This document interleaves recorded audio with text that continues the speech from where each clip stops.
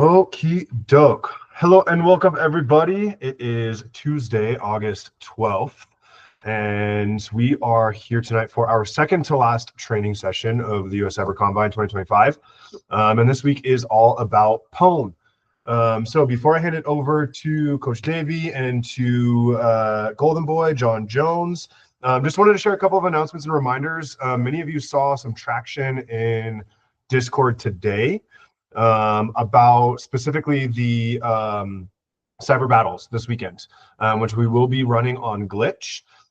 So after Coach Devi and Golden Boy wrap up today, we're going to welcome Josiah in about 9:30 p.m. Eastern time, and he's going to give a quick intro and briefing on the Glitch environment for cyber battles this weekend. So we are running cyber battles. Oh, kitty.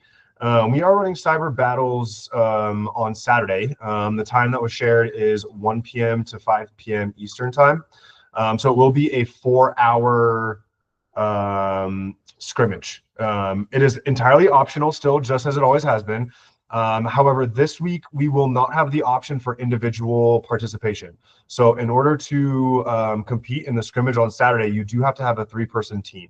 And that's how we're going to be running this one for this weekend. There will be one final Cyber Battles opportunity next week. That's going to be Wednesday the 16th. Wednesday the 20th. And I'll have some more information for you guys about that over the next couple of days. My other final announcement for tonight is on athlete interviews. Many of you have already gotten signed up.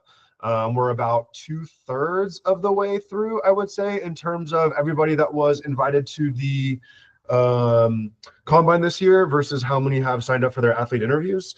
So if you have not done that already, the athlete interviews are mandatory. And so in order to remain eligible for either the US Cyber Team or the US Women's Cyber Team, you will have to sign up for and conduct a virtual interview.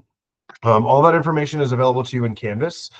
We are starting those tomorrow. So I think there's 7 or 8 interviews tomorrow. As soon as you request the interview time slot from the calendar link in the Canvas assignment, it will send that to my calendar. I will put a note out to the coaches and mentors to check on availability. And you can expect at least 1, if not 2 or 3 coaches or mentors on your interview. They'll run 30 minutes. They're virtual. We do encourage you to have your camera on, although that is not mandatory by any means. And it won't be super technical. The interview is much more kind of asking about your experience, kind of in the world of cybersecurity competitions, your academic background, if you're working, what you're doing, a couple of CTF related questions, but nothing like super technical. It's more just to get a feel for kind of your personality, how we think you may be able to contribute to one of the team environments. Victoria, that is a great question. If you have any specific questions on that, I'm happy to answer them.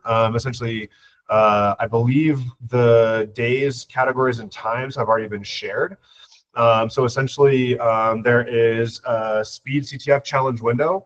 What that's going to look like is there will be one challenge deployed for a set amount of time, somewhere between about 10 to 30 minutes.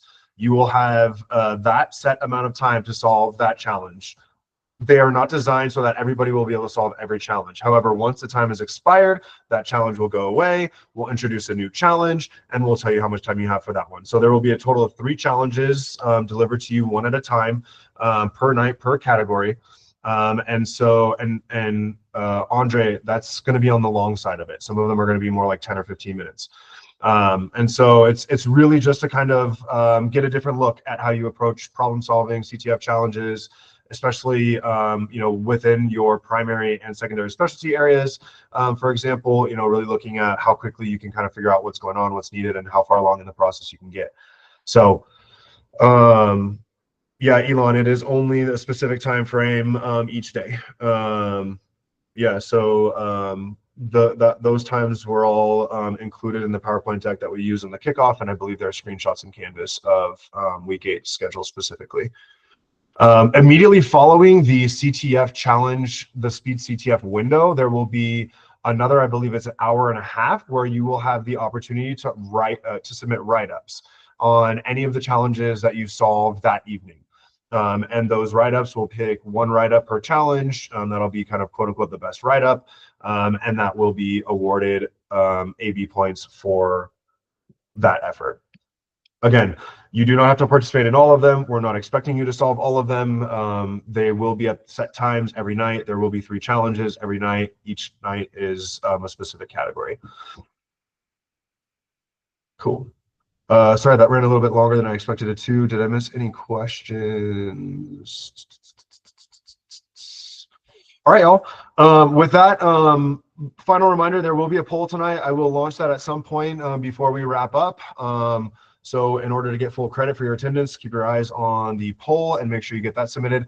Otherwise, enjoy tonight's lecture. You're here with 2 phenomenal gentlemen. I'm really excited for this one.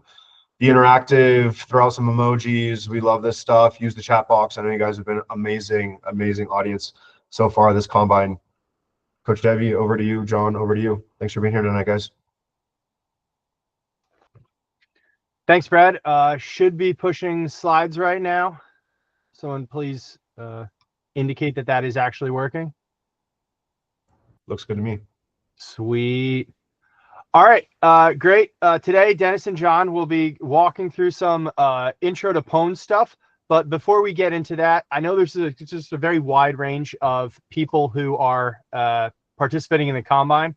So we're going to start off talking about some of the more interesting things that have come out of the recent DEF CON and all of the interesting ways that the field of Pwn has evolved. And then we're just going to jump into some beginner stuff. So we'll start off with a meme, of course. Where's Pwn? Pwn's important and is good. All right. What we're actually talking about today is going to be binary exploitation. Pwn is something that is argued about what it actually is. What is truly Pwn? Is it Pwn if you're doing something straightforward? No. Pwn is about elitism and being better than everybody else. It is appropriately loathed by people, but at least it's fairly deterministic, and that's what matters. So how do you define Pwn? To me, it's anytime you're making someone else's code do something it was not intended to do. And we're going to talk about it, throughout the course of this lecture. But the nice thing about Pwn in CTFs is that the code was, in fact, meant to do what you're doing. That bug is there. It is exploitable. You can get it solved. And that's something that we just want to take away from this lesson, is that Pwn, especially learning through CTFs, is a great way to do it. How do you Pwn a program? We're just starting with the easy stuff. The easy way to write exploits is something deterministic, something logic-based. How do you get an authentication bypass? How do you have the command call system or execute, right? It counts. A shell is a shell. It always counts. And in this case, that system or that execute call, the program is doing what it was intended to do. So once again, it's a little bit easier when you're leaning on the program to mess things up for you rather than doing it all yourself. The benefits is it works every time and results in stable execution. You can hand it to the person who wrote the software or maybe a customer, and they'll say, wow, great, this is so useful. We should fix this. The downside is you don't feel cool and tough. Other people can do it. Very, very little street cred. So we are going to not be talking about this, but I'm going to just briefly mention it. This is how you find all of the real bugs that exist in most pieces of software. Look for calls to unsafe functions such as system, but there's more than just system, and we'll go into a couple more than that. See if you can reach that code path. Make sure there's no input filtering. Put in your payload, and then you get a shell. All right, and that's everything you need to know about Pwn for the straightforward things. But that's not what we're talking about today. We're talking about more interesting and fun things. So we want to do memory corruption. And today is going to be talking about memory corruption, a little bit of the stack, moving from there. This is actually Pwn. This is what we'll be talking about today. Why we're qualified to teach this. Very brief piece of introduction. I'm Dennis Stevie. I'm in the Navy. I ran a team of exploit devs. I had 30 exploit devs, 50 implant devs that worked for me. Surprisingly, I work for the US government. I have a great community in the Navy. Where our standards are be able to do Linux binary exploitation and do all the things that allow you to work for the U.S. Navy. You can come work with me. So if you're interested, hit me up afterwards. I say ran because I had a baby and she's super cute. Her name is Cassidy. And as part of having a baby, I made the very smart decision to turn over my job so I could hang out with my baby more than care about Pwn. Great question. Do you need to have a baby to be good at Pwn? No. In fact, I would say having a baby explicitly makes you worse at Pwn. Having had a bunch of people who work for me who had kids, you usually get worse at Pwn. The baby will be good at Pwn. That is almost guaranteed. I'm not sure about screen time. That's complicated. All right, I'm going to turn this over to John, who is going to actually carry this. So what's up, y'all? I'm John or Golden Boy. If you see my cats, just ignore them. They're kind of homesick because I've been gone for like a week. But I do vulnerability research. I've been doing it for about a year now. There he is. I mainly work on embedded targets. So those are things that like use radios and stuff or just like random equipment that you find around the place. And then I also do a little bit of application and kernel research as well. Just all kinds of fun stuff. I'm a 2-time DEF CON CTF finalist now. Just finished up. We got 8th this year, so that was pretty cool.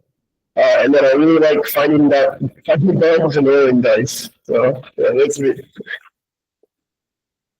I don't know if it's just the quality of the mic or is there something like a setting that's wrong because it's a little bit difficult to hear you. I can go get a different mic. Is it pretty bad? I can't speak to others, but I'm having a little bit of trouble. It's a little echo. But yeah, if you have another option, probably a good idea to explore that.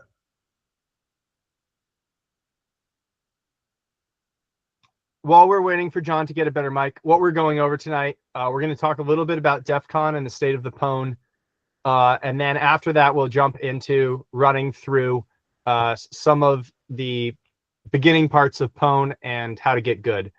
While he is getting his microphone, we'll skip the DEF CON CTF finals. And I'm going to go into a rant about the DARPA Grand Challenge AI XCC competition that occurred during DEF CON. Did anybody hear about this, or was anybody on a team for that? Got to open with that with this group.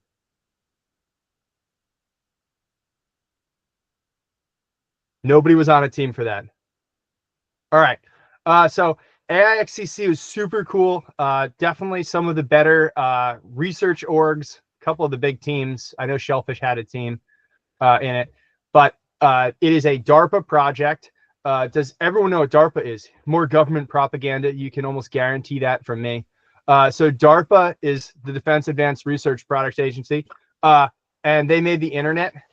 Since then, it's been like a little bit downhill because of the internet, and that has been largely described as their worst creation.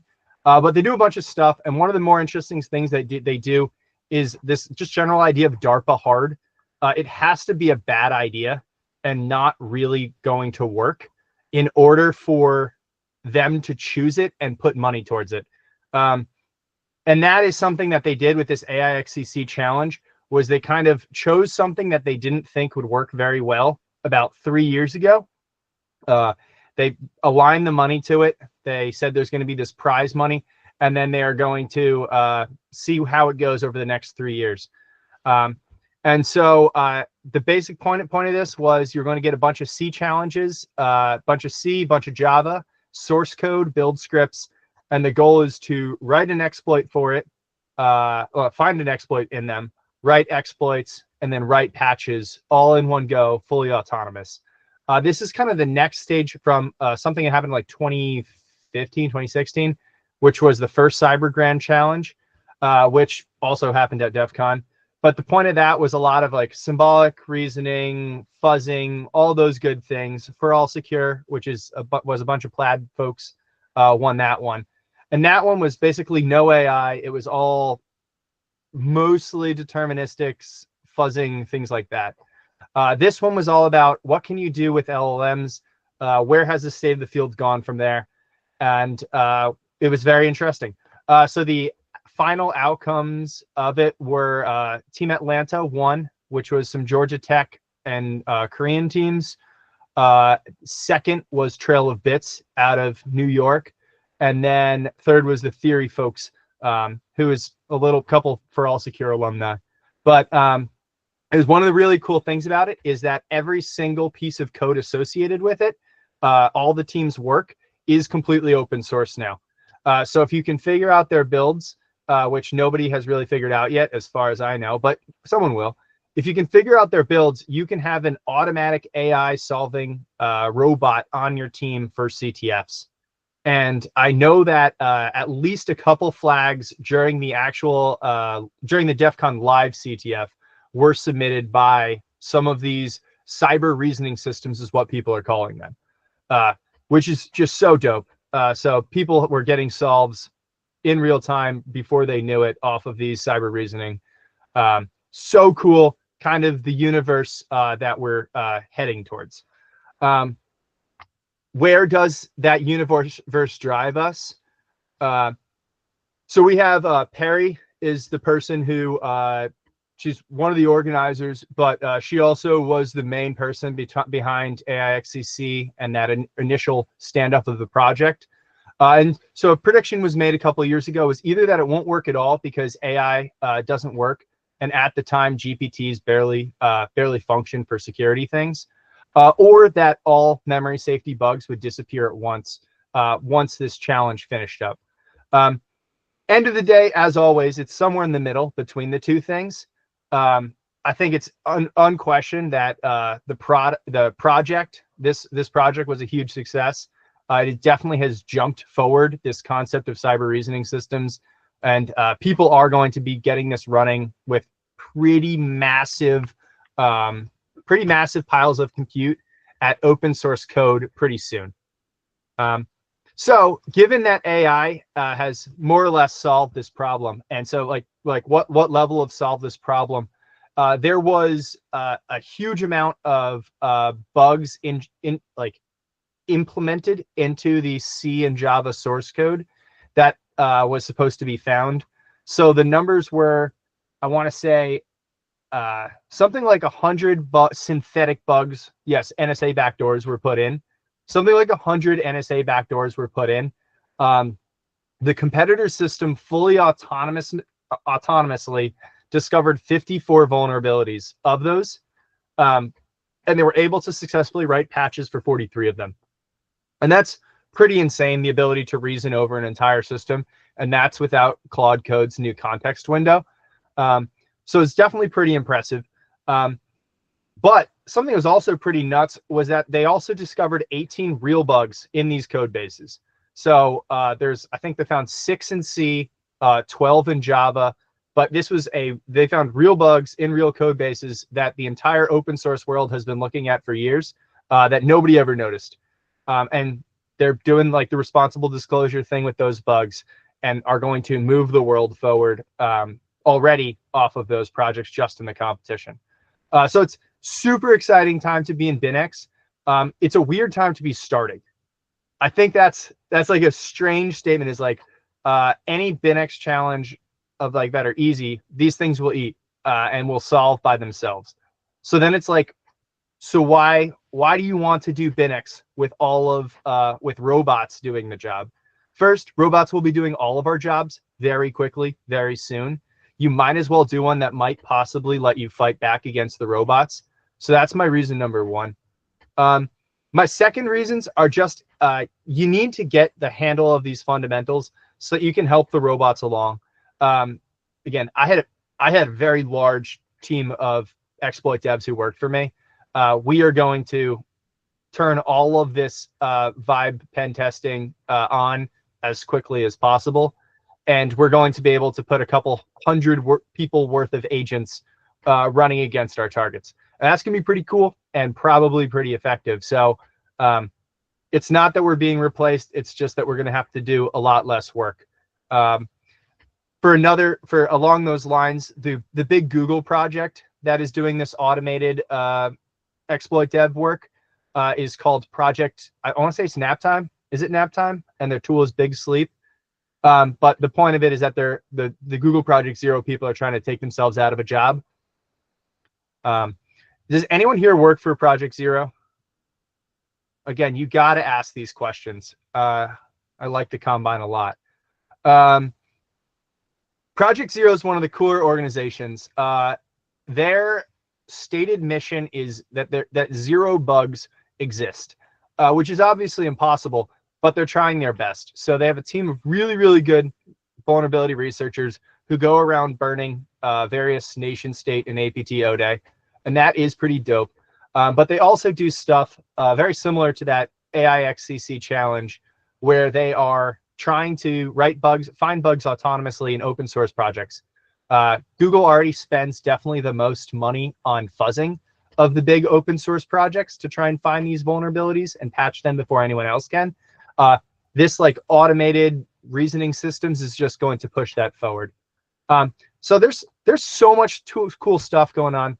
John, I'm going to pass it over to you just to talk about like why bother learning Binx at this point. Yeah, is my mic a bit better now? Okay, cool. Yes, it's so good. Thank you. Way better. Yeah, so a big reason to kind of get into VR is there's just not many people that actually can do it, so to speak. So there's a pretty big need for like researchers who are kind of up to scuff with like what it takes to kind of find and exploit some of these bugs. So if you learn the skill set, you'll pretty much be able to find like a lot of career opportunities. So that's kind of like the big first point. The other thing is you get to learn like all these different fields, right? Especially if you do, like, depending on what you do, you might be working with RF stuff, hardware, RTOSes, or like OSs like Windows or Linux, even down to like FPGAs and other forms of like signal processing. So just kind of going down the list there, there's a lot more too. So like, you might find something else that you really like doing while you're on the job, and you could like potentially switch over eventually, right? Because you have to know them all pretty in depth. And then the other thing that I always like is popping like a really, really difficult bug. It feels really good, right? When you've been working super hard at it for a long time and it finally just all kind of clicks together. It's like, I don't know, it's a really good feeling. So those are some reasons why you should check it out.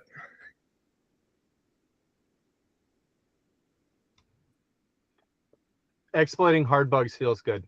I think that probably lives at the core of it for a lot of the people who wind up doing this a lot, to the point that they wind up doing it either as their specialization in CTFs or for their job.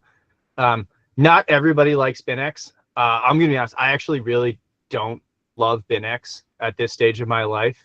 And that's just sad. But for a very long period of time, it was one of my favorite things to do. Luckily now I have robots to do it for me. But that like feeling of getting a Binx challenge is significantly happier than the feeling of solving a forensics challenge. That might be my personal bias, but very rarely am I happy when I finish a forensics challenge. And maybe sometimes I'm happy finishing a reversing challenge, but I've never finished a Binx challenge and not been absolutely stoked about it. So we'll just keep it moving.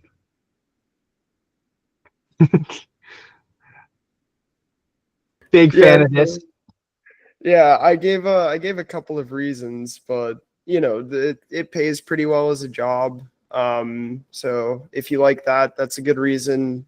Doing hard stuff is also cool. Like, there's a lot to be gained from it. That's probably why I like the field so much. And then also like learning how things work. So if you want to break something, you effectively need to know it better than the person who made it, right? So that requires a lot of very in-depth research, just into like everything surrounding the system. So like that's a pretty, I don't know, a pretty good reason to get into it.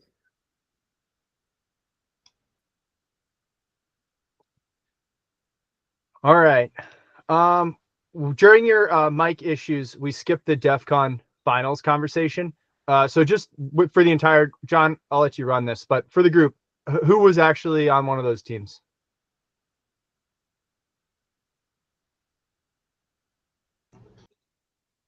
I think about half of the US cyber team was out there playing, but I'm not sure many from the combine were at DEF CON finals.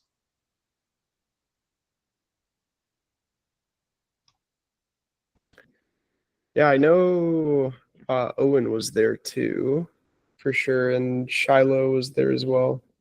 And then like Flocto too. Is that everyone who's on the team? I might be forgetting a couple of people too. Oh, sweet.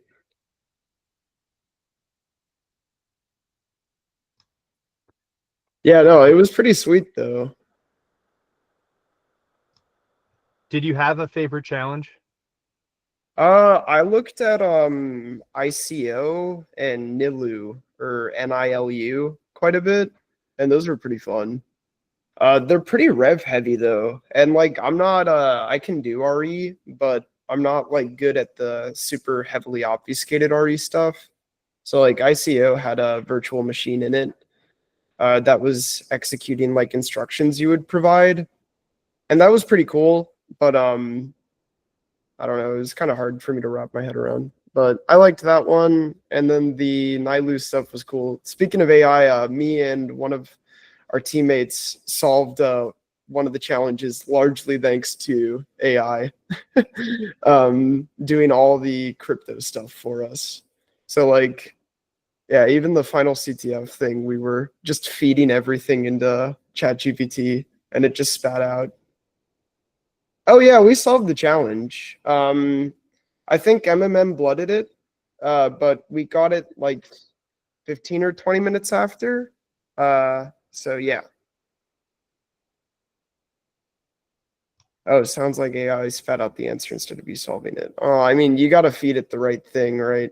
I mean, it's a fair point, but Yeah, I really wonder if it's going to be different in the future. I mean, like Theory had a great showing, and they were a very small team with a lot of AI going on. It's going to be. I think there's a chance that there's. Will there be team number caps before there will be AI limits? That's a question for the group. yeah, they should probably do both, honestly. All right. I think that is enough DEF CON shenanigans, unless anybody has anything they want to say.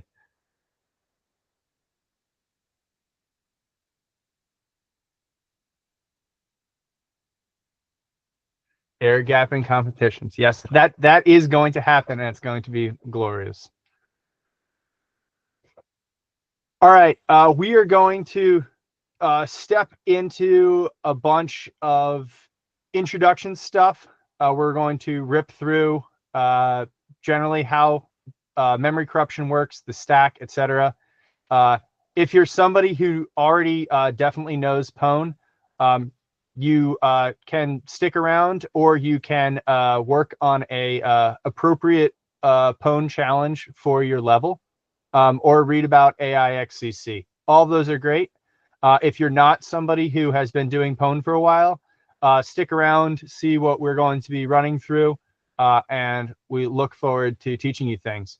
The more talking, the more conversation that we have, the better, the more fun this is going to be. So let's have a good time. All right. Our opening point that we're actually, there's some interesting things in the chat, so I think we have to acknowledge most of those things. What actually is the point where automated scanning crosses the line to being AI things and becomes unfair?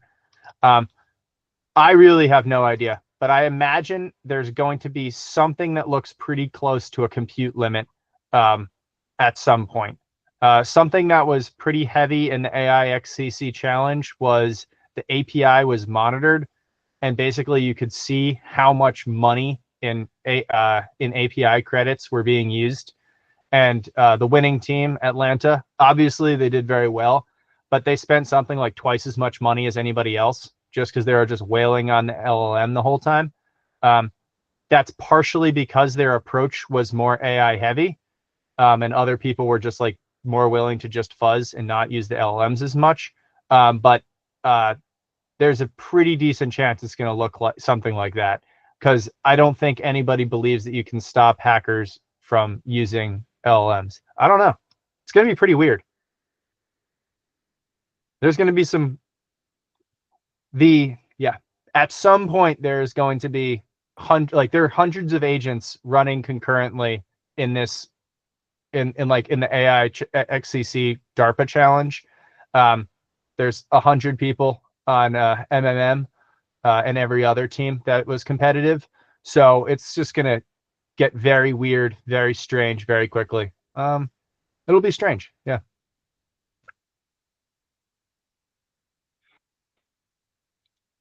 All right. Yeah. All right. Let's jump into this and just start moving. All right. What are the actual fundamentals to be able to do this? It's kind of stolen on this RET2IO. Shout out to RPI and this cool company. But basically, you really do have to know C in some way. And if you know C, you can probably figure it out. We'll talk about that more. How far up the ladder we want to go is a conversation that we're going to have throughout this. But you need to get over that initial big hump of learning C and having a general understanding of assembly. And we're going to be going and showing you some resources throughout this that are useful to go through. Why memory corruption? We kind of skip through these things to keep it moving. But it's the most interesting. It's where the biggest points are on CTFs. There probably weren't any logic bugs, pure logic bugs that give you a system call in the DEF CON finals. There might be, but probably not, because it's hardcore and it's more fun. And we're going to talk a little bit about memory safety. So this is kind of straightforward stuff, but it's important. What is memory safety? It's guaranteeing that the objects are in memory between their bounds during their lifetime and as the original type. And if you can't really visualize what memory means in this computer science operating systems context, we're going to be talking about that a little bit more going forward, just so it's easier. But the biggest way to think about it is there is a place in memory sitting somewhere in RAM where your computer knows that something lives, and it's hopefully still there the next time that they look for it. But there's also ways that can be messed up. So what happens if you read too much of it? What happens if you read it after it's gone? And what if you think it's something else? Obviously, that's bad. And since the beginning of people using computers, they understood this was a problem. This is like obviously a problem. There's a box. Something should be in the box. What are the ways that I can look at the box and mess it up? Obviously, that was a problem. And so there were some things put in. And the most obvious of those was the segmentation fault. So anybody who's written any C knows what that is just your computer is trying to protect itself. You're doing something wrong. I am going to seg fault. So this idea of you violating memory safety not being provided for free, and somebody violating that and something bad happening has always been a part of computing. It's just kind of been an understood thing. But at some point, people figured out you could do something with that. And so this nightmarish pile of things, the tech tree of binary exploitation, shows all of the terrible things that people have figured out you can do off of the general understanding of there's supposed to be something in memory. How are we going to touch it? But the big disclaimer that we have for this is that not all of this is real. That's not totally true. That's not really fair. But a lot of this stuff is not actually in practice. So we'll talk about that more. But we'll show that the big things, kind of like that confidentiality, integrity, authentication, the classic security things. The stuff on the bottom in this chart is about defenses. The stuff on the top is attack. So on the bottom, and this has been like a research thing, is how can we preserve the integrity of that thing in the box, making sure that everything remains where it is and that people aren't looking in the wrong boxes and that the boxes aren't getting run over. Randomization, that one's more complicated, but it's generally the idea of if there are 5 boxes, only one of the box contains the things that you need. So if somebody has to guess between the 5 boxes every time they're trying to look for the thing they need, their chances of getting that exploit to work properly go down a significant amount. If there's, tens of thousands of boxes, their chance drops to a very, very small number. And so randomization, even though it seems kind of like a silly way to try and solve this problem, winds up being super effective in making things that are a memory corruption problem not exploitable. And then what's actually deployed. And so we see the things that are like in the real world commonly used that you'll wander across. And so we'll talk more about non-executable stack canaries, and ASLR maybe at some point, or maybe you're just going to learn about it during the course of your life as you decide to pursue this. But when you're looking at all this, and this is a controversial thing where you put this red line, the stuff on the left is real world stuff. And the stuff on the right, where they start coming up with ridiculous names like JOP and BOP and BOP, that's CTF stuff. I do real world stuff for a living. You don't really see CTF stuff. You see a whole bunch of calls to system. You see a whole bunch of regular memory corruption stuff. The CTF stuff, it does exist. It is real, but you just don't see it as much. So while it's super intimidating looking at all of this stuff that's going on, it's way easier to think, if I just learn the stuff on the left, the real world stuff, I'm going to know enough for the easy parts of CTFs, get those points, and the really hardcore CTF stuff that winds up in the DEF CON finals might not necessarily be my problem. John, you want to add anything to that? Yeah, for sure. When you're looking at real world stuff, usually you just go with the easier thing, right? So like you could find some crazy thing that works 1% of the time, and that's like can be good in certain situations, but a lot of the time it's better to just look for something easier. Because usually code bases are pretty massive, right? So you have like a lot of code to go through and a lot of attack surface. I mean, some of them are pretty interesting though, especially like PAC or pointer authentication codes. I think will probably be bigger in the future. Because you already see that on like iOS and whatnot. So I think I could be wrong, but I'm pretty sure they have PAC and control flow integrity. So yeah. Yeah, and what actually gets implemented is like I guess my like what's actually implemented is constantly changing. But the biggest thing, all that weird stuff, is usually about owning your hardware and being able to actually change the chip that the code is running on to be able to support strange stuff. So Apple, because they get to own their hardware, they get to do all sorts of crazy things to provide like these academic mitigations that are never going to be like applied to like a random Linux box that you find wandering the internet. It's just one of those things. But the world's going to keep getting harder in very specific places. Apple is a place that the world keeps getting harder. The Chrome browser is a place that the world keeps getting harder. So when I call that CTF stuff, like there's a chance you have to do some of these ridiculous CTF-like exploits in order to get a shell these days. And there's a chance you have to get 5 of them chained together in order to get a shell these days. But that's why those bugs cost millions of dollars and are written by people who spend their entire lives working that specific problem set. The stuff that's like a random router, those you don't have to do that kind of crazy stuff. Yeah, usually for those you just find command injection. Did you see the thing for Pondone last year where like they found 8 command injections in one router? 8 different command injections.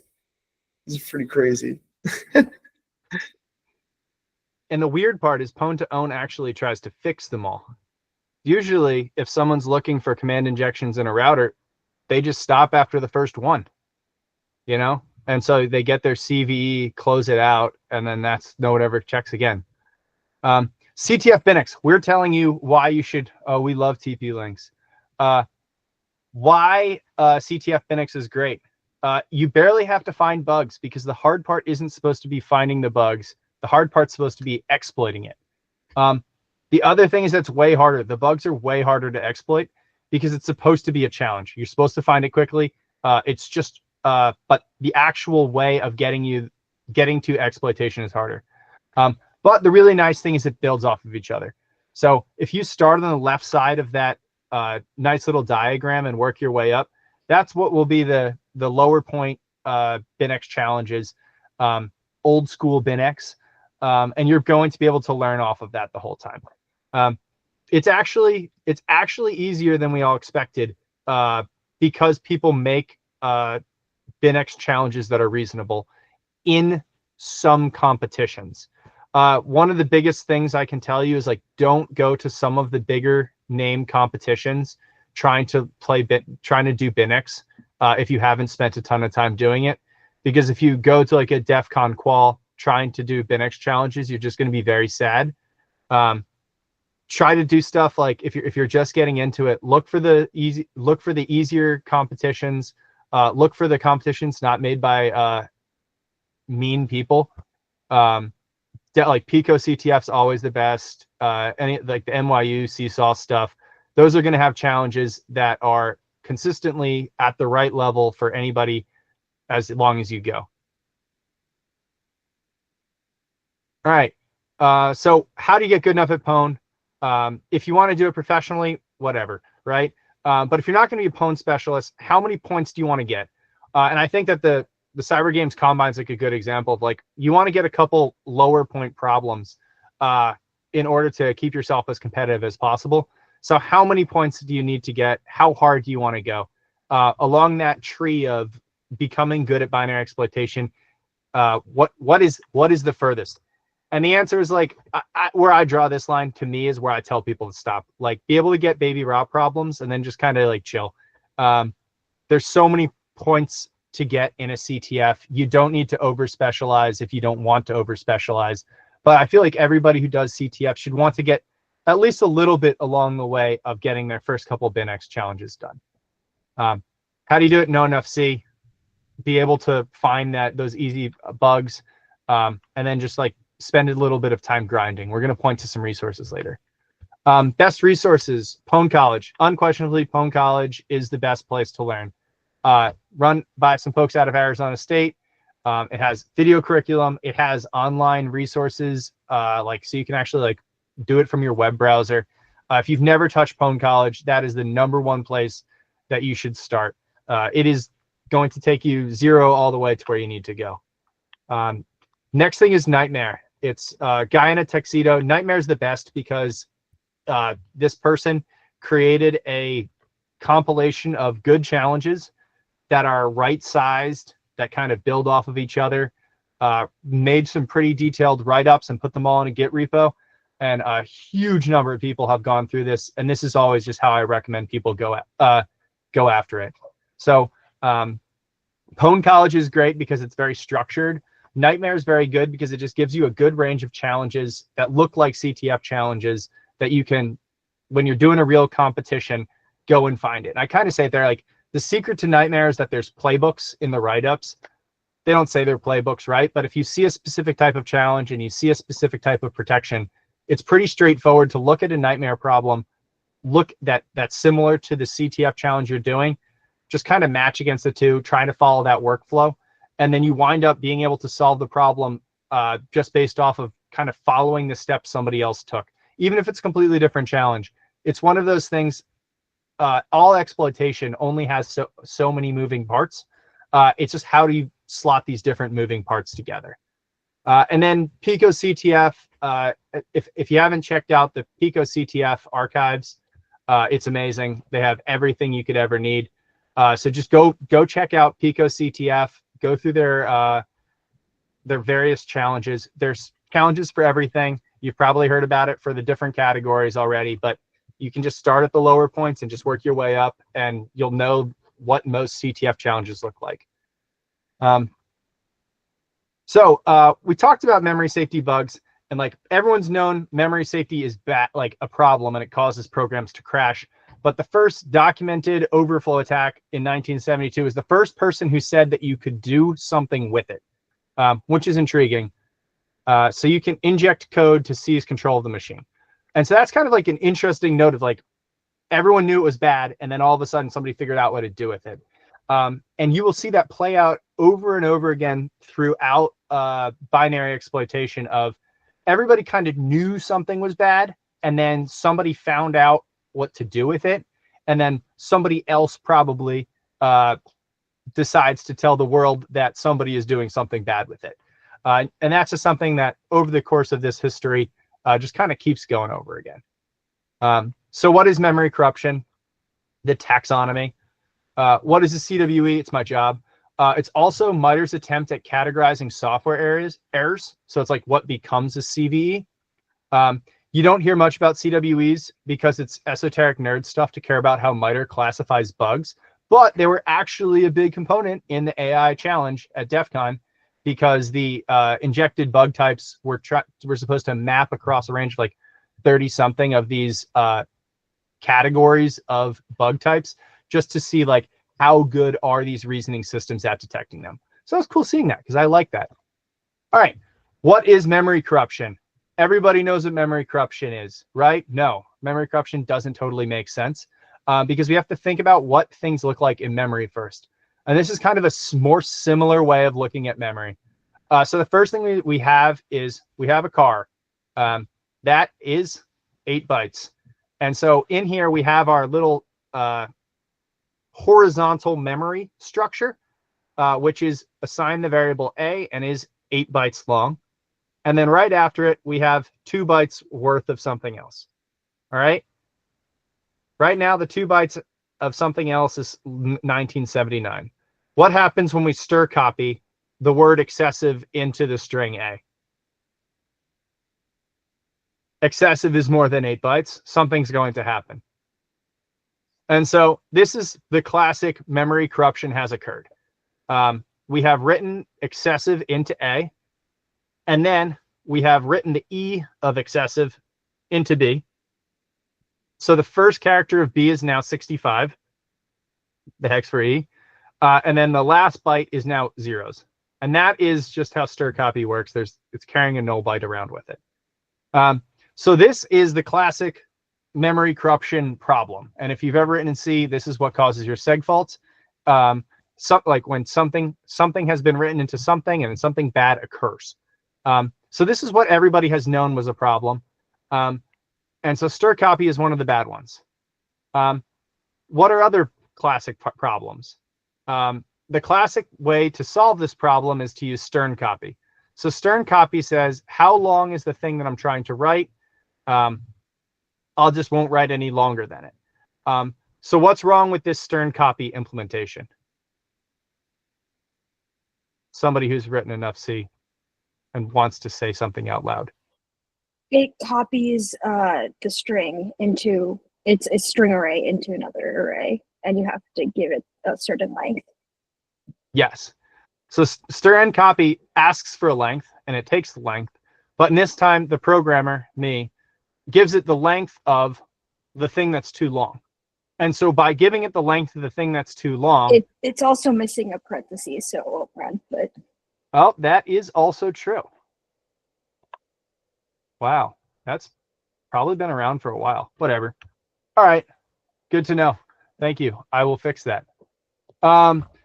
So yes, the exact same thing happens with stir copy. You did not save yourself anything by having stir end copy. So how do you do it the right way? You make sure that you only write in the appropriate amount of characters by taking the length of the thing you're writing it into. It's pretty straightforward. The number of times that bug has arisen because somebody put the wrong thing into the str copy is definitely in the hundreds of thousands at this point. There are real world bugs that I have seen and exploited because somebody put in the wrong str copy. But it doesn't guarantee null termination, which, you know, can cause a second more subtle bug to occur. So if you read to a null byte, and that's how most of these languages work, and there's no null byte, you might just keep reading forever until something weird happens. So that might be that's a completely different type of bug categorization. All right, the less common str copy fail. What is we have this. Well, let's skip that actually. So we can try to solve this with strl copy because there's just always these weird things. Strl copy guarantees null termination, and it's good that somebody added it.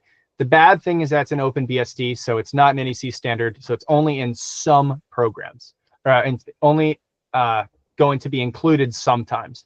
So you might not even be able to use this in your code, and it just won't compile, and it'll be mad at you. And all this is just to say that C is very annoying for a lot of reasons, and people mess it up all the time. Even if you're trying your best, there are very straightforward ways for you to mess up C such that you wind up writing code that will crash. But what's interesting is that we're going to be learning how to make code that you can make to do something else. All right, so we see here the printf, the scanf. Scanf is another one of these common things that it just keeps reading. You can put as much as you want in. So even though last name's only 20 bytes, you can wind up reading as much as you want and cause all sorts of bad things to happen. The other classics, there's a ton. There's really just so many of these things going on. C is a dangerous language for various reasons. People have asked the universe to try to rewrite things in Rust, which is a memory safe language, or other languages. There will always be bugs, but it'll just be harder because C is in so many pieces of legacy code that trying to get rid of all the C in the world is just never going to happen. Memory layout. We'll talk about memory layout super fast just to get it going for the people. So we have the memory layout shown here. What is the memory layout? It is a concept that the operating system tells us about how they store our processes in memory. The operating system itself, when it's trying to do something, needs to know where everything is. The way it likes to do this is have this concept of a high address and then a stack, which is going to contain some information, and then this heap, all the different pieces of data. How does that all work? You should learn that at a separate point in time. Pwn College talks about it great. Even Nightmare has a pretty decent thing. If you take any operating system course, hopefully they're going to go into this. So we're going to just skip to the parts that are annoying and complicated for BinX. And the parts that are annoying and complicated for BinX is that there's a lot of different ways that people choose to represent this. Sometimes the high address is on the top, sometimes the high address is in the bottom. People will say the words, the stack grows down, the heap grows up, but that doesn't totally make sense, and the pictures kind of change around.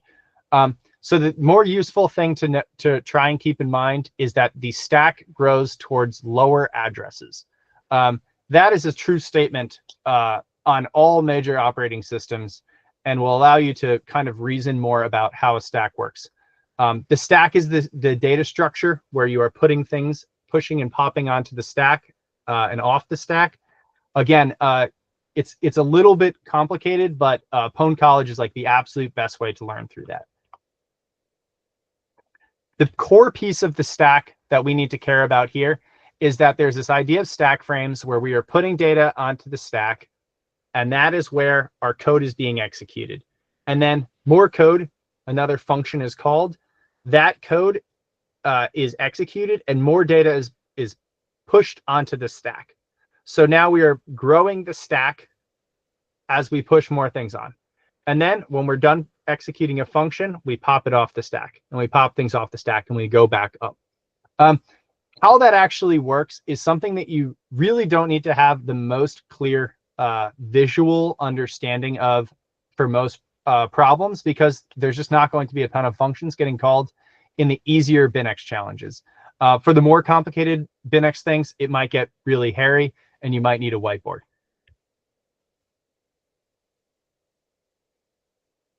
All right. I am going to briefly switch over to just showing the whiteboard behind me because why not? While we're here, does anybody have any questions? Anything that they want to say, et cetera, et cetera?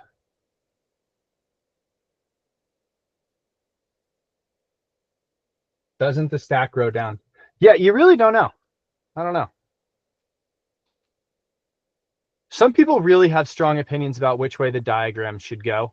I've seen people teach it horizontally so that nobody can argue about it, but it's very fun.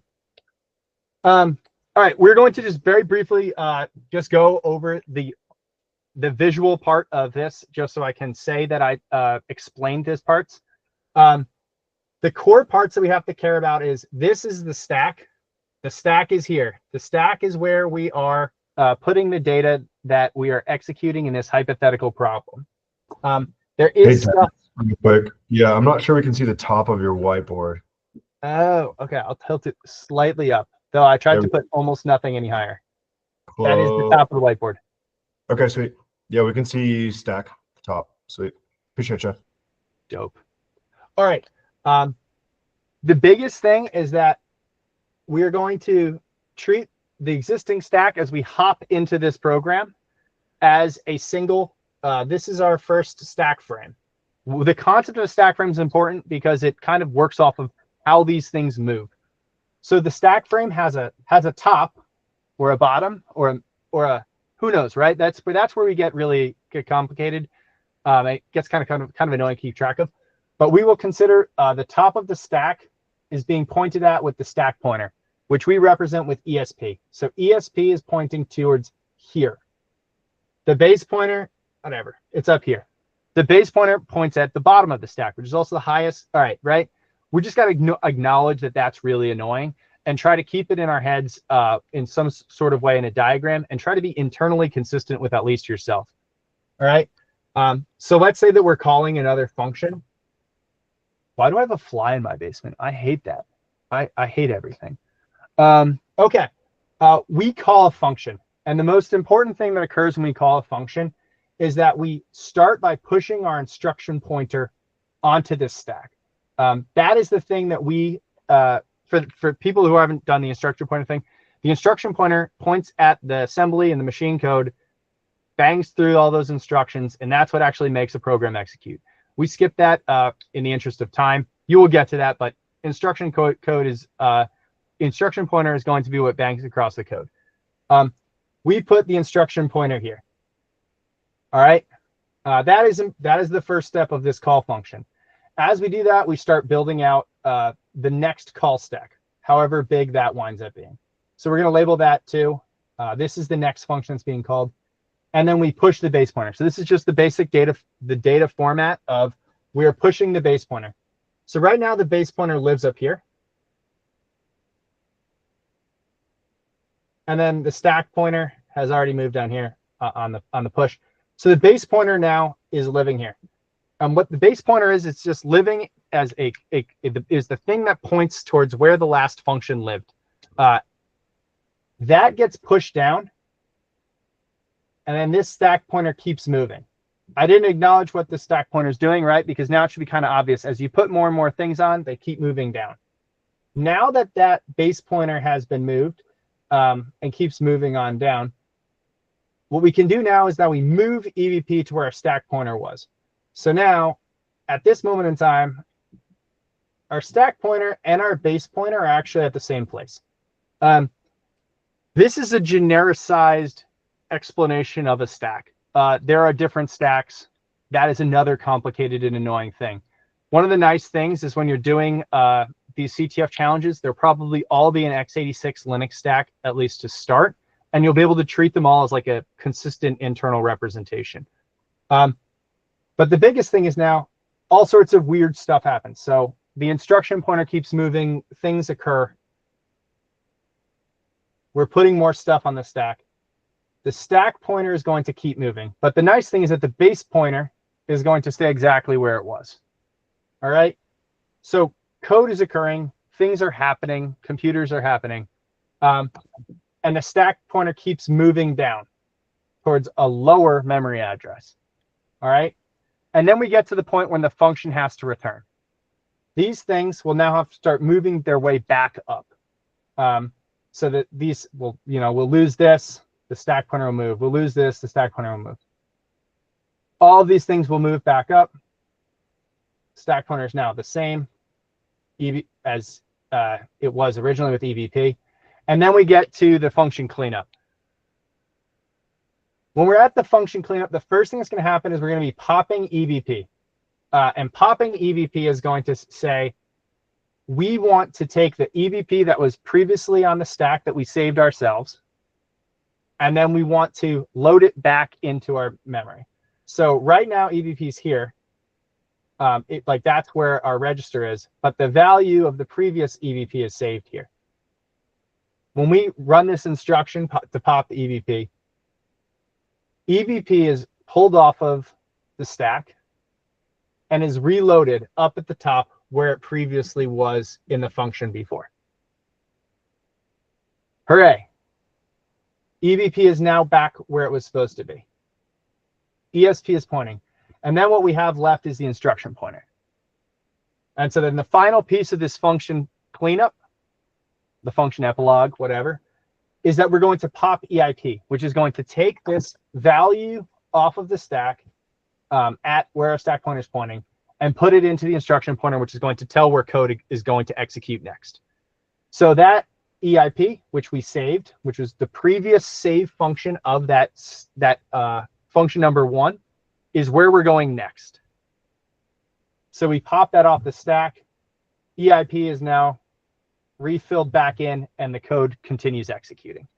Where this becomes a problem in the memory corruption world is if this is EIP, this is that save base pointer, and this is attacker controlled memory where they're asking us for our name. So right now, our stack pointer's there, our base pointer's there. The attacker gets to write whatever they want. And so if the attacker decides to write, instead of just 4 bytes and not just 8 bytes, they write 12 bytes all the way through into a 4-byte array, we wind up kicking ourselves all the way out. So when we tear down the stack and we fill all these things in, and we try to pop our EIP, whatever the attacker overwrote that instruction pointer that was saved to the stack with is where we're going to execute next. That is the core of memory corruption. It's a little easier to visualize than to have to listen to me trying to talk about it. I don't expect this to make perfect sense. And if you already know BinX, you hate me for the way that I described it. I ignored a couple things. You're going to hear the words endianness at other points. It is important. But it's also just like the direction the stack grows and how the function prologues and epilogues actually work is kind of arbitrary and changes based off of the operating system. So don't worry about it for when you're learning. And that is everything that I have to say about that. Sorry. Sweet. I know somebody is here probably, right? Say that again. Is somebody here to talk about their platform? Yes, Josiah is here. It looks like Cameron has a question. And then folks, for the sake of time tonight, both Coach Debbie and John are available in Discord, and you can hit them up, ask your questions there. We will be having some Pwn challenges this week as well that came from these two guys. So yeah, Cameron, if you want to throw a question at the coaches, and then we'll move on to Josiah. I clicked the wrong button. Sorry about that. Oh, just kidding. Cool. Let's see. Right on. Dennis, John, thanks so much for your help tonight. I really appreciate it. And keep your eyes on the Pwn specialty area channel in Discord this week, if you don't mind, as folks are working your challenges and may have questions about your material. All right, cool. With that, we are going to transition I shared earlier when we got things started tonight that this weekend's Cyber Battles will be hosted on Glitch, which one of our US Cyber Team co-captains is the co-founder of and is here tonight to present some of the ins and outs. Just as a brief kind of intro, we will have some documentation and even a video to share with you. So tonight is not intended to be a deep dive. We're going to try to keep it within 20 minutes. And then follow up with you with some additional materials and resources that you can check out before this weekend. Before I give Josiah the floor, though, two things. Number one, to remind you all, this weekend, there is not an opportunity to participate as an individual. So everybody that is looking to participate needs to be on a 3-person team.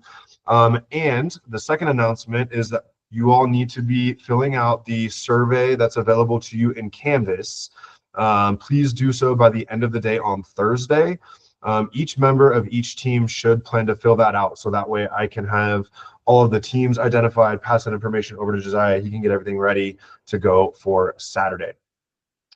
So with that, yeah, and if you guys are looking for teams, certainly use Discord. And if you need any help with that, I'm happy to try to make some introductions or whatever.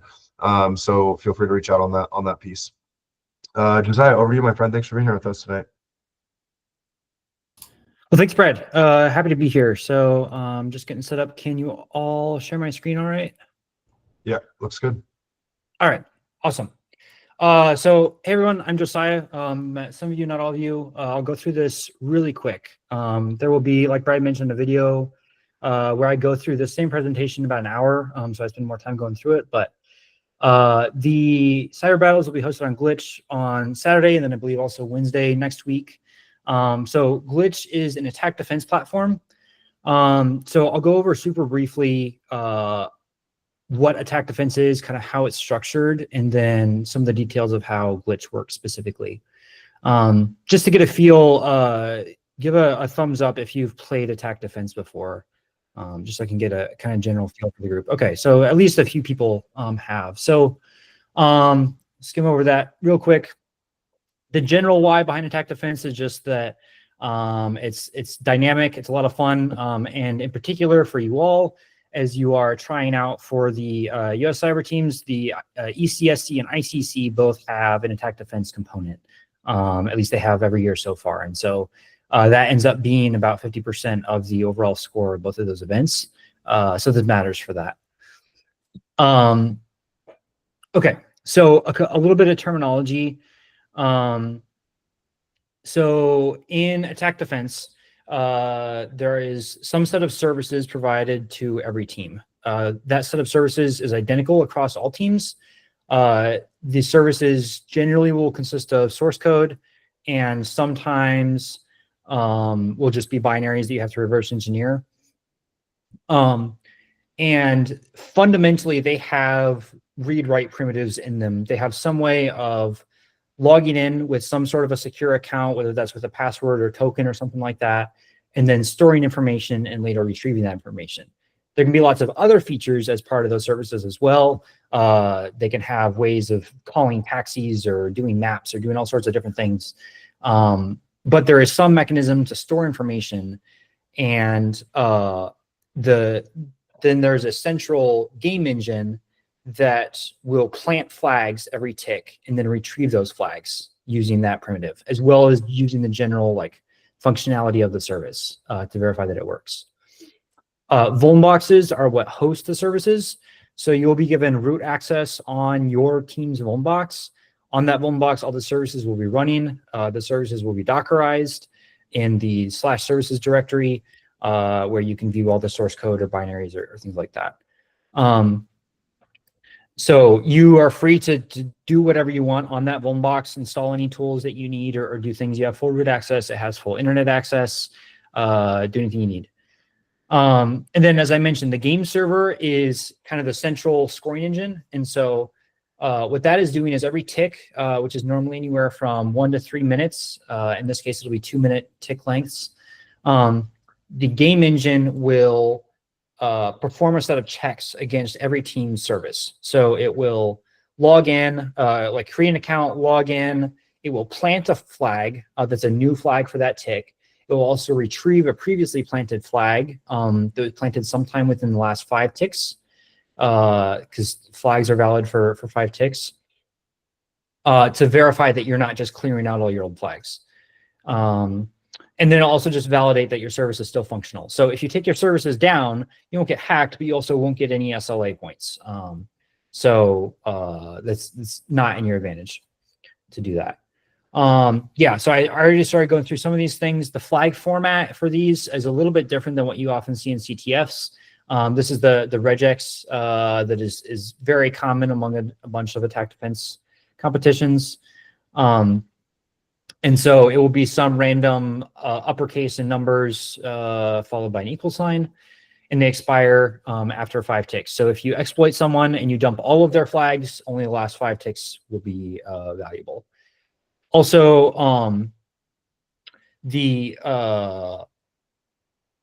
sorry, I got off track. There's 3 different checks that are run by the scoring engine. Like I mentioned, the put, get, and SLA. And then also when the scoring engine plants the flag, it does so with a specific, it's called flag ID. And so that flag ID can be anything such as a username or a post ID or something like that that uniquely identifies that flag. And normally that flag ID is necessary in order to run the exploit and get that flag. For example, you generally won't have vulnerabilities where you can just dump the entire database and dump all the flags at once. Normally, you will have to know that flag ID to be able to get that piece of information. That helps reduce the amount of traffic necessary. You're not just guessing all the posts to dump everything every tick. You can just target the ones from the past 5 minutes, essentially. I'm going to answer a couple questions that just going through the chat. First of all, go Air Force, beat Army. But the SLA points are all or nothing every tick. So if you fail any one of those 3 checks, then you don't get the SLA points for that tick. Let me go back through a couple of the things. Yeah, I think that was all of the length. I believe this is going to run 4 hours both days. And then good question about the infrastructure being in scope. As far as I'm aware, there are no more vulnerabilities. I'm not using Discord to disseminate keys anymore. But in this case, if you find anything that you think would break the game for everyone, please let me know, and we'll award that accordingly. But I will say there's a lot of restrictions on what you're able to do here. So the goal of Glitch is that everything that is technically possible to do is allowed by the rules. It's possible you find something outside that, but for example, there are rate limits on TCP connections across the network by team. So if anyone on your team starts sending massive amounts of traffic across the network, all your exploits are going to stop working because you're going to hit that rate limit. And I believe that is 100 connections per target per minute, either 100 or 60. It leaves plenty of room to carry out all intended exploits, but brute forcing things won't work, and we'll just get you blocked. This is a general network layout. I mentioned how the game is source netted, so all of the traffic, both the game engine, the scoring server, and all the other teams' traffic are going to come through this game router. So you won't be able to do just IP blocking to block specific players or teams or anything like that. If you do anything that removes intended functionality of the service, you'll lose SLA points. Yeah. Okay, so real quick, the mechanics of how to play. So you're going to get, we will be sending out to each team a join link that will look something like this. It'll probably be like combine.glitch.ad or something like that. You will, when you get that link, I'll walk through the process of following that. So when you get that initial link, it'll look like this. It'll just prompt you to put in a username. You can put in whatever you like and then hit download VPN. This will download a WireGuard configuration file. So make sure you have WireGuard installed ahead of time. And then once you connect to that, you can run this SSH command that will log you into your Vulnbox. If for some reason you're having connectivity issues day of and you're not able to connect to the VPN, there is an option for a web console here that will drop you in, and you can still interact with the Vulnbox this way. But as you'll see in a minute, there are some limited functionality of that. So I'd recommend installing WireGuard ahead of time. So I'll copy that SSH command, go over here. I've already connected to the VPN for this example, and log in, and that drops you into this prompt. You're now root on your Vulnbox. It just says your username to be fancy, but you are root. And from here, you have access to, it's just standard Linux, but there's also a built-in glitch command. So if you run glitch help, as it says, there's a set of built-in commands that you can use. I will say, so for people's general awareness, most attack defense platforms don't come with tools built in. Most of the time, like we spend a lot of time on the US team building up our tool set. And so we have our own tools that we use. Most other teams have their own sets of tools for both exploit throwers and traffic analyzers. But in this case, I don't expect everyone to already be familiar with that. So Glitch does come with tools built in that's necessary to play. Some of those tools, you can check the just the general info, which will list, in this case, there's 2 different services running, and you see the ports they're listening on. You can see your current SLA checks. So currently I'm passing all the checks on all the services. You can also see that information on the scoreboard on the site. So I won't go into all the detail. In the video that we're going to send out, I go through exactly what each of the components on the scoreboard is. And there's also a documentation page here that goes through that and lays out what everything is.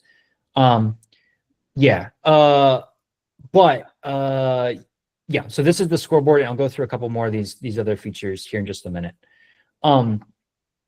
The other things you can do, you can check the scoreboard from the command line if you want to. You can add blocks. So Suricata is installed on the Vulnbox for you, and there's a wrapper for it here that you can just do very easily add or block regexes if you want to do that. Yes, block does actually work now. I fixed that. And then the last thing that's important here is the throw. So Glitch has an exploit thrower built in. Generally, your process when you first get onto this box is going to be to move into the services folder and start looking through these services. So as an example, there's the saver service, which is really, really simple. If I wanted to look at the source code for it, it's this very, very simple service, basically just the easiest attack defense service that you can have. And in this case, you can see kind of the read-write primitives. There's a read primitive here and a write primitive here where you can store information and retrieve it. And the vulnerability for this one, I'll spoil the surprise, is that in this case, the default values in Python when defined in the function definition are only initialized once. So this random integer that's supposed to be a unique token for every item is always the same for every item. It's initialized at start, which means if you go over here on the scoreboard, if you go to proxies, when you're connected to the VPN, this proxies menu shows up, and that is man-in-the-middle proxy. I think I clicked the wrong service there. So this is man-in-the-middle proxy for all of your services, so you can see all the traffic that's coming in. So if you scroll down to the bottom, you can see this is just the checker logging in, and this is retrieving a recently planted flag. You can see the response, the flag comes back. In this case, this is a post request planting a flag. And in this case, this random identifier right here is the flag ID. You can list flag IDs in Glitch, by the way. There's both an API, if I remember right. I don't. Cool. Anyway, you can list flag IDs. I don't remember off the top of my head, actually. You normally don't need to interact directly. Oh, glitch targets. That's right. Yeah, so this is your list of current flag IDs. And yeah, this version of glitch is not public. It hasn't been. It may be released at some point in the future, but as of now, it's not open source. So sorry. Back to what I was doing. So looking at the traffic for this, you can see if we look at one of the requests, getting a flag, all of these tokens are the same. So we can just use that token in an exploit. I'll go back over here, and I actually already wrote up an exploit for this service where I plant a random value to get whatever the current token is for the target. And then I use that token to retrieve the flag ID, which is passed in argv2. So the important thing here is when you're writing exploits, the target IP is going to be argv1, and then the flag ID is going to be passed to your exploit as argv2. So now that I've written this exploit, I can test it. So the way I do that is like this, and then I'm going to test it against the Saver service. It worked. So that's super cool. All I did was I just printed the value I got back to standard out. The thrower automatically picked that up and said, I see a flag regex match. And then it prompted me if I want to start throwing against everyone. If I answer yes, then that exploit will start throwing automatically every tick against every other team. And you can see that reflected on the scoreboard soon. I already submitted once. No, I do have 2 flags now that I've submitted, 2 flags that I've submitted against the NOP team. So that was really, really fast. There's a couple other features I'm just going to breeze through. There is VS Code integrated. So if you would rather not browse the service source code through the terminal, you can also do it through VS Code. I'm prefer the terminal personally, but you can do whatever you want. And then obviously the services will be much more complex for the real ones. I will say, so it's possible that there are write-ups online for some of these services. I think it's unlikely that most of you have seen them. Some of you might have seen some of them before. The point of this is just to have fun, to familiarize everyone with attack defense and kind of give you a chance to touch it, because there are very few opportunities throughout the year to play attack defense. So don't look up write-ups, don't go searching for them. I'll make it somewhat hard to find them, change names and things like that, but don't go out of your way to try to find write-ups. Keep it fun for everyone that way.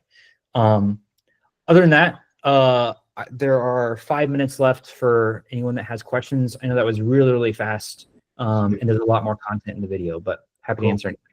Yeah, for questions, we'll go with the hand raises, please. It'll just make it easier than having to keep up with the chat. We'll start with Seth. Go ahead, my friend. Hi, could you show the contents of exploit.py again? Like just cat it? Sure. Whoop. Yeah. Should also be noted that there's a command built into glitch to generate a template of the exploit, so you don't really need to reference the exploit py example. Oh yeah, I forgot I made that.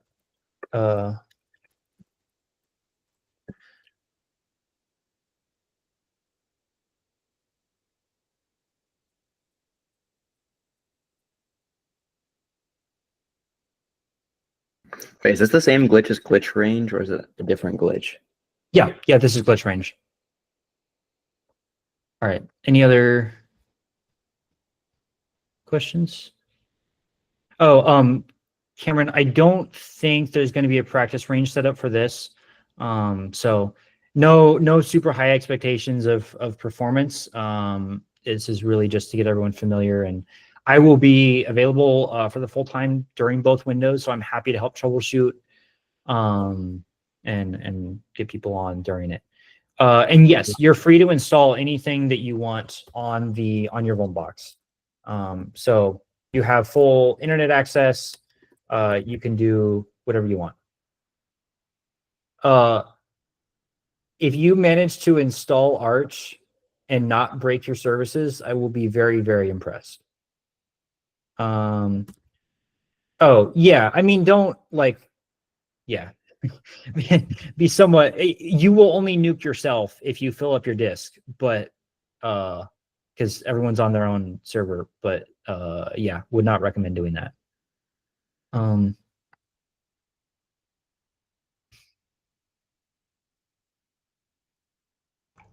Sweet. Okay. I think I haven't seen any questions, so I will just kind of close out here. If anyone has a question, now's the time to raise your hand or drop it into chat. But just a couple of final reminders. Saturday, August 16th, this Saturday, from 1 to 5 p.m. Eastern time, we will run this 4 hours. You must have a team of 3, and you all must have completed the survey in Canvas. I did just update it. I just ran through a preview and a test, so I think it's working now. I appreciate you all staying on top of that. Everybody on the team should fill out their own survey and submit it.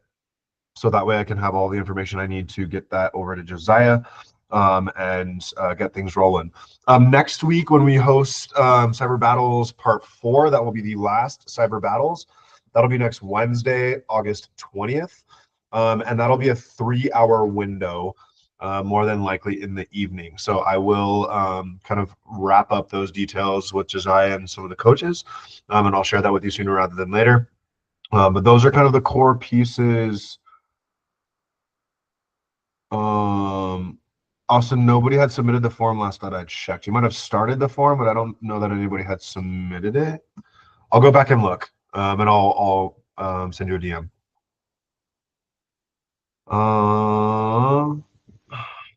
Cool. Yeah, lastly, Lily, you still can't? All right. Lastly, I'm about to drop a link to the extended version of Josiah's brief. That'll go in the Cyber Battles announcement channel.